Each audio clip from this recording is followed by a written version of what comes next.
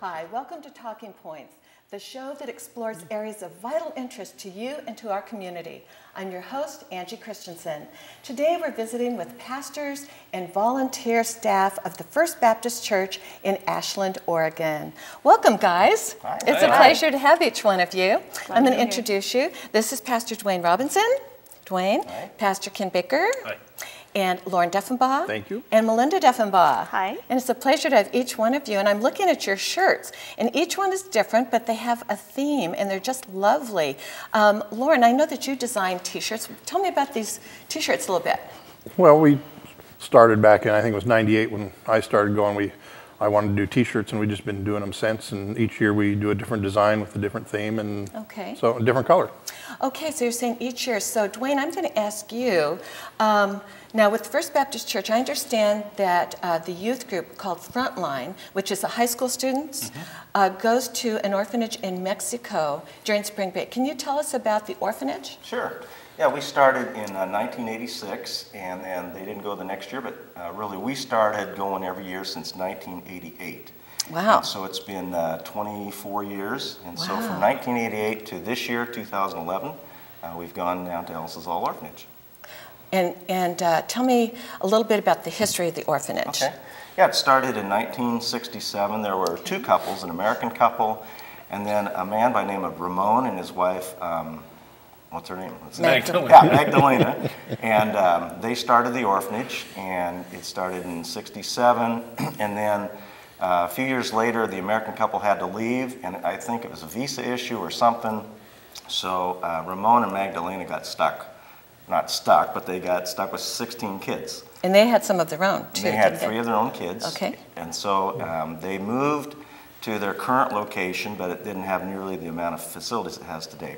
So they've been going about 44 years strong. My goodness. So where is it located? It's in just outside of El Sauzal. We go down about an hour and 15 minutes down to El Sauzal, which is just north of Ensenada. Okay. And we go inland on the Highway 3, road to Tecate there, and it's in a small town called San Antonio de las Minas. Okay. And so that's where the orphanage is at, and it's been there since about 1980. Wow.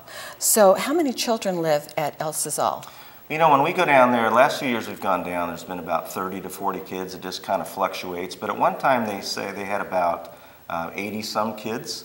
Wow. When they started the orphanage, there was about 16, and they had them in just 2 small rooms and a little corridor there, and they had 16 kids. I was talking to Ramon, the founder of the orphanage, and he said they had 16 kids and then his 3 children and his wife, all living in this small facility. Wow. So they instantly had many children, and their own 3 had many brothers and sisters. That's right. So what's the age span? They have some kids, sometimes they come and they're just nursery age. Sometimes they have some newborns. There's a couple kids that were there just a few days old, and they'll stay all the way up through high school. And sometimes some kids stay on a little longer and they help at the orphanage, and they go on to college. Okay. So. Wow, that is really impressive. Okay, now let's talk to Pastor Ken Baker. Now tell us about the group that goes down. We have a youth group, a high school youth group called Frontline that usually is it's from Ashland High School, from Phoenix High School, from some home schools, and it's just kids that have a desire to use their spring break to help someone else, and that's what we do is we go down to the orphanage and help out the orphanage. That's pretty impressive, really, when you think about giving up their spring break. Yeah. Seems like a lot of kids would rather do something else rather than going. I'm assuming you do some work down there. Yeah, it's tough because it's not a vacation by any means. It's we do projects that the orphanage needs as far as electrical or plumbing or different building projects. Okay. But we also, a great part of it is being able to spend time with the orphanage kids themselves. Right, that's important too.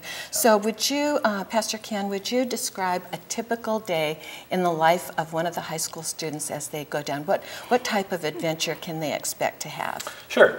We usually, like on a Monday that we're there, we'll get up in the morning. We have a devotional. What time do you get up? We get up at usually 7:30. Wow, that's pretty early. Yeah. And of course, they take showers and wash their hair. And no. Oh, they don't? No. Again, we're going into a third world country, and so they have less opportunities that we have here. So they don't have they can't afford the water if we were to all take showers or stuff like that. So we don't take showers for the whole week. For a whole week? Yeah.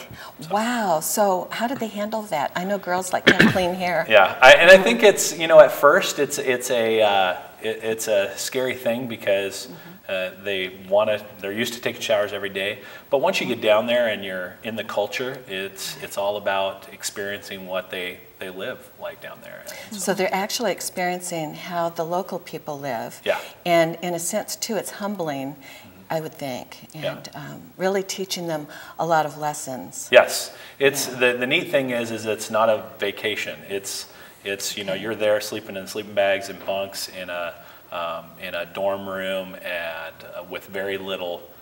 We don't have any electronics, no computers, nothing like that. It's all about just being there with the orphanage. So they don't have their cell phones, and they don't have little games that they play, and nope. No texting, no. None of that stuff, and it's great. And I think that's one of the beauties about being at the orphanage is because you have the opportunity to just experience each other. And that's what the kids do through playing with the orphanage kids, through building relationships with each other, which is different than what you see nowadays where everything is on the computer, and so you don't have a whole lot of face-to-face stuff. So when you have that closeness, do you experience problems as far as relationship types of problems and getting along and not being selfish? Or? There is things that happen in that aspect, but it's few and far between. I think partly because we put this word out there every year, and that is before we leave for Mexico, as we talk about being flexible, because you never know when you plan something out. You can get down there to plan out a project, and you get down there and the project has already been completed, or they don't need that anymore. So you have to be able to adjust to something different, and that's the way it is with you're rooming with 30 plus people, right? And so you have to adjust to. This person's snoring or how this person, all that stuff. All that fun stuff, yeah.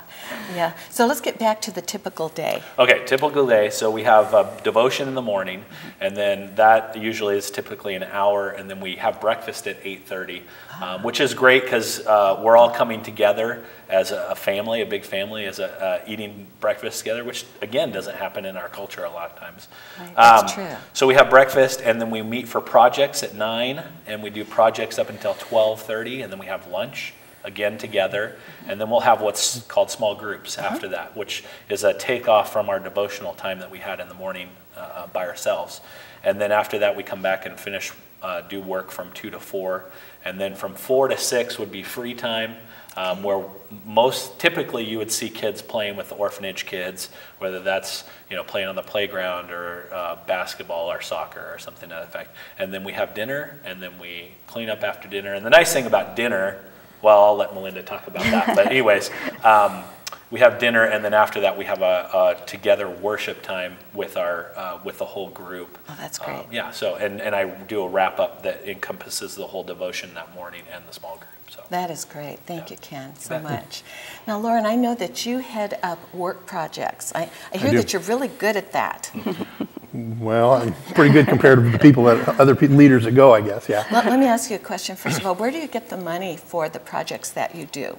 The kids have to pay a fee to go, and part of that fee is, I think there's $100 towards the projects. The church provides some support as well, and then sometimes we just get donations from people within the church or the community that help too. Now, do the kids have to work in advance sometimes to earn money? Do you have a way for the kids to earn their way? We do have a work day where they can earn donations towards, if they can get enough donations, they can get their entire trip paid for through the donation. Okay. Great. Okay, so tell me about some of the things that you've headed up. Well, we've done a lot of projects over the 14 years I've been going. We've built a director's apartment. The last 5 years there's been, through the Sauzal Foundation, a maintenance committee. Myself, Richard Roberts here from Medford, and Floyd from Seattle are the 3 people on the thing. And we've worked on upgrading the facility, upgrading the plumbing and the electrical. And so we've been working on that a lot the last 5 years. Wow, okay. Now I understand that you've actually helped in building some buildings, that a variety of churches go down, is that correct? You're not the only church that goes down? We're not the only group that goes down. So other groups go down as well. Yes. And is there a person in charge of the project so that you have continuity, say building a building or? Well, that's what the maintenance committee was put together for. Was we had groups going in, and for one example was when we did the director's apartment, we had the framing done, and another group come in who wasn't comfortable with electrical, so they decided to do the sheetrocking. So then we had sheetrock on before the electrical went in the walls. So that's where the committee kind of we need to organize this a little bit, and so through the forming of that committee, we're doing a far, far better job of controlling that kind of issues. Yeah, yeah. Now tell me about the kids with the projects. Do they learn new skills? Oh, I think they absolutely learn new skills, and they enjoy doing it. You can see a lot of the kids, after day one, they take ownership in the project they were on, and they're willing to put a lot more time in than what we even ask them to do to get it done. So they learn a lot, and they enjoy doing it. They have a good time doing it. Oh, they do, yes. Yeah, so they've learned how to do electrical and they've learned electrical, basic construction skills, just about everything, yeah. That's pretty impressive. Now, would you describe the grounds of the orphanage? What it looks like when you come in, and like how many buildings and what are they? And it's fairly flat. It's on a slight slope. There's, I guess, 3 major buildings. One has, there's a dental clinic underneath the director's apartment. Oh, tell me about that. Now, I understand that they do have a clinic that the neighborhood can come and be a part of as well? Right. They have some dentists from the United States will come down, and I think there's even one from Ensenada that comes up to help. And occasionally they'll hold a dental clinic. It's open to the whole community, and I mean, those people, I was there once when they were there, and I'll tell you, those people are, they're just people rotating through that clinic, getting a lot of dental work done at no cost to them. What about if people in the community were hungry or needed clothes? Does the orphanage get enough in the way of donations to help out? They do pretty well. There are times of the year they do run short on food kind of stuff. We'll get an urgent request from them that, money is short and food's short, and so occasionally we run into that. Angie, I can kind of address that a little bit. Okay, good. A couple times a year, Placentia Presbyterian Churches, which there are several churches that support the orphanage as well as some businesses, individuals. But they'll come down a couple times a year, and they'll provide rice and beans and what else? Flour. And they bring, I mean, huge, 50-pound bags, 75-pound bags. And they'll distribute that out to the community. So they do that a couple times. That's great. And usually by the time we come, the orphanage is really needing some food. They're low. They don't have a lot of extra. So when we come in March, we're able to provide some food for them too at that time. That is great. Yeah. Now, are the Pastor Dwayne? Let me ask you this question: are all of the children orphans? Can they be adopted?